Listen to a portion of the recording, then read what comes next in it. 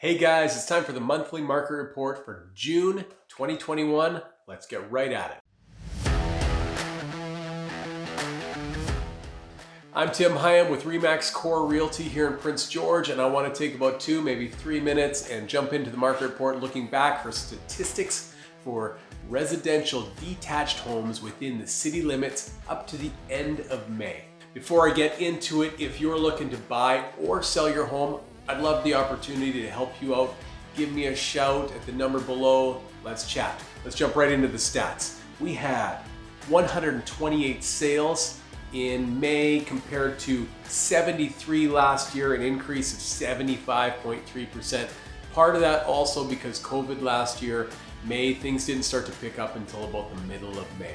Active listings, we had 193 compared to 219 last year. We're actually down 11.9%. New listings, 147 compared to 118 last year. So that's up by 24.6%. Days on market, we're looking at 25 compared to 38 last year. So time on market is down 34.2%. Percent of original price, we're looking at 100.7 compared to 96.8.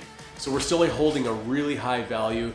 Most houses are selling for over list price, and we're well ahead of last year in terms of what a home is selling for compared to the list price. Price per square foot average, $214 per square compared to $180 last year. That is up 18.9%.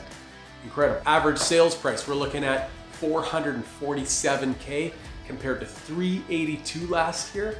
That's a rise of 17.1%. Month supply right now sitting at 2.1 compared to 3.2 last year.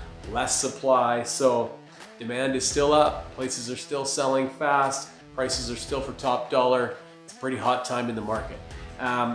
Key points for buyers, it's tough out there to secure a property. It has been tough, but it's even tougher now. It seems like in competitive offers, you're paying more than you might have expected, so you really have to be prepared. You've got to be confident on your market value.